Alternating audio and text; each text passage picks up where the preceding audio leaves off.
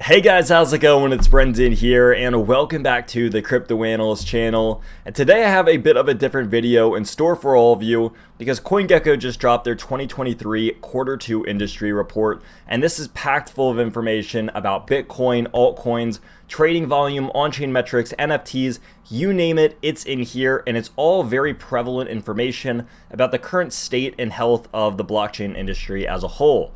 So today we're going to be walking through this along with a little bit of news because there are rumors out there that what's happening at Twitter, or rather, should I call it X now, could be a really good thing for crypto. So we're going to be kind of exploring this article as well and maybe get a bit more insight into what Elon Musk has planned for Twitter and potentially even cryptocurrencies. So let's start things from the top here and talk about this crypto industry report, because the very first thing that they mention is that despite all the volatility that we have seen in Bitcoin, it still ended up about 6.9% green on the quarter. And the big question that everyone had is, how is this possible for Bitcoin? And if you've been following the channel at all, we've been talking a lot about Bitcoin dominance. It rose from around 47% up to around 52%. And with Bitcoin dominance rising, it was outperforming the bulk of the rest of the crypto market. In fact, what it was actually doing, it was stealing market share and money away from both stablecoin and altcoin projects, and that money was getting redirected into Bitcoin, which is helping prop the price of Bitcoin up higher than it would have been previously. Now this brings us into point number 2. If Bitcoin is stealing market share from things like stablecoins, well, it's no secret that stablecoins have shrank. So the stablecoin industry as a whole shrank around 3.5% last quarter, with USDC and BUSD being some of the biggest losers again. Now, why is it USDC and BUSD? Why is it not Tether? Why is it not DAI? Why is it not True USD? Well, if you remember, Coinbase is behind USDC and Binance is behind BUSD.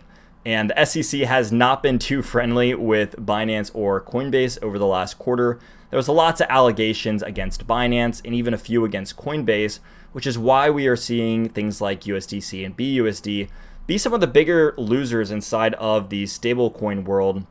Because again, with all the uncertainty and regulation, and for the bulk of the last quarter, XRP did not win their case against the SEC, so people were still really nervous about whether the SEC was going to go after Coinbase or go after the stable coins that these centralized exchange entities like Coinbase and Binance produced with BUSD and USDC. So there was just a lot of uncertainty here, and people were kind of hedging against this by going into other stable coins, and the remaining stablecoin value that we saw lost was pretty much just going into Bitcoin.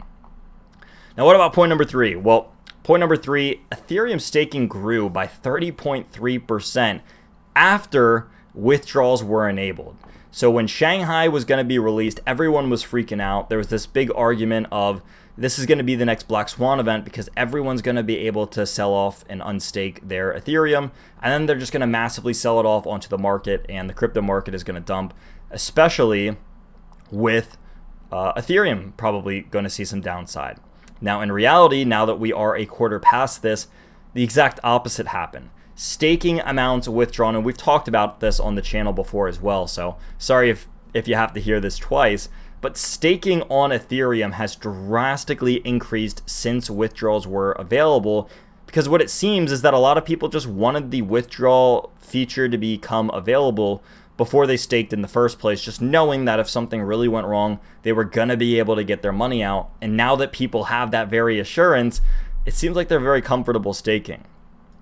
So what about the NFT side of things? Something that we don't talk about very frequently on the channel here. Well, unfortunately, NFT trading volume dropped about 35% despite all of the growing popularities and things like Bitcoin ordinals. Now, if you're not familiar with ordinals, it's essentially NFTs on the Bitcoin main chain. And it's a really complicated way. It's probably its own, it's probably going to be its own video in its entirety. But if you're part of Crypt Nation, I just wrote a newsletter on Bitcoin ordinals. So if you want to learn more about what they are and kind of how they blew up and how they work, you can check that out if you're a Crypt Nation member.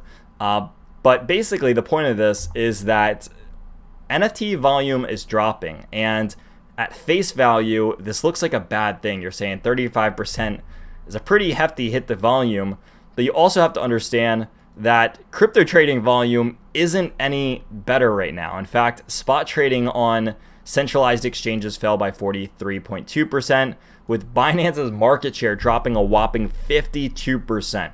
And this correlates directly to our point from earlier that Binance is in a lot of regulatory trouble. A lot of countries are kind of going after them, and they want answers from Binance, and Binance isn't necessarily supplying those answers. So with all of this uncertainty, Binance's market share has taken a massive hit. And then what that does is that leaves the door open for other major exchanges like Coinbase and Kraken and KuCoin to kind of come in here and steal market share away from this. Now on the flip side, spot trading on decentralized exchanges fell by about 28.1% as Uniswap remained the most dominant decentralized exchange, or DEX. So other notable DEXs here besides Uniswap are Curve, PancakeSwap, Dodo, Balancer, and then there's a plethora of others like Trader Joe, Sushi, Thorchain, Jupiter, QuickSwap, and the list goes on from there. So what are we seeing? Well, across the board, trading volume is down. That isn't a big surprise. If we go over to our charts, we can look at volume, and volume has been kind of falling off for a long time now. Again, this isn't anything new. For the bulk of this year, volume has kind of been like teetering, but kind of falling off very gradually. So this isn't anything too new, but what it does provide a little bit of insight on is that not only NFTs volume are dropping, but it's also crypto as well. So I know there's headlines that are going to be like, crypto volume's plummeting, but NFTs are doing this, or the vice versa of that, of NFT volume is plummeting, but crypto's doing X, Y, and Z. You have to understand that in the bear market that we're in, pretty much everything that is blockchain related is seeing a decrease in volume. Now, the last bit of news here has to do with everything that is happening over at Twitter, which is now being called X. So Elon's made it very clear for a long time now that he wants to transition Twitter from this social media and messaging app that we've all known for years now into something that is a bit more of an everything application. Now, with this everything app, it's exactly what the name sounds like. You should be able to do pretty much everything from this app, whether it's your normal Twitter features or even pay your bills or do a variety of other things. Now, with this, people are speculating that if this truly is going to be an everything application, then people could buy and sell cryptocurrencies or even pay their bills in cryptocurrency. And this is something that Elon's teased about a little bit in the past. I mean, he's always talking about Doge and Bitcoin, and he's held Bitcoin on Tesla's balance sheet, actually quite a bit of it, to be honest. And people are starting to kind of assume that if this is going to be one of those everything apps, then people would be able to at least transact cryptocurrency and maybe even pay for things in cryptocurrencies and do shopping in cryptocurrency and have it as an availability feature. And so again, a lot of this is speculation, basically talking about what Elon has previously referenced, and also with us moving to this everything app. As this transition from Twitter to X takes place, there is actually a decent possibility that we might see some sort of cryptocurrency integration, and whether that is Bitcoin or Ethereum or even Dogecoin, we're not exactly sure yet, but we are keeping an eye out on this. And so if you're a big Twitter user, this could be something that could be interesting for you specifically, because who knows, maybe you could be paying your new Twitter subscription in Bitcoin from now on if you so desire to, or you can keep doing it from the US dollar. I think one of the common misconceptions that I'm seeing here is that people tend to think that it's only going to be crypto payments, and I can almost guarantee with a 99.9% certainty that it wouldn't make sense for him to offer just cryptocurrency payments. If cryptos are added to something like the X app, then it's going to be right alongside a number of fiats. I imagine him allowing people to transact in all the major fiat currencies alongside a few major cryptocurrencies as well. So whether it's the British pound or the yen or the dollar or whatever it may be, I see him having more than one different form of payment for all of the different features that he's going to offer out there. So that's going to wrap us up for this video, everyone. I hope all of you did enjoy, and I hope all of you learned a little bit more about everything that's happening in the markets.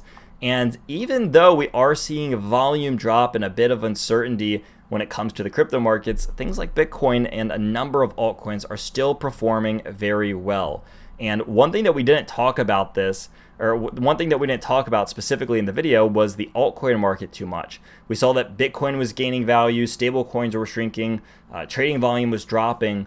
But one thing that we don't talk about too much in here is the altcoin market. So we're going to save that for a future video because there have been just a plethora of altcoins taken off. You look at things like Aave, Comp, Bitcoin Cash, XRP, Matic, Solana, the list goes on. These are all cryptos that are up anywhere from around 50 to 200% over the last 30 to 45 days here. And so I'm going to make that its own video. So we didn't talk about that for a reason. I know a lot of you probably got questions about what in the world is happening with the altcoin market and isn't alt season around the corner.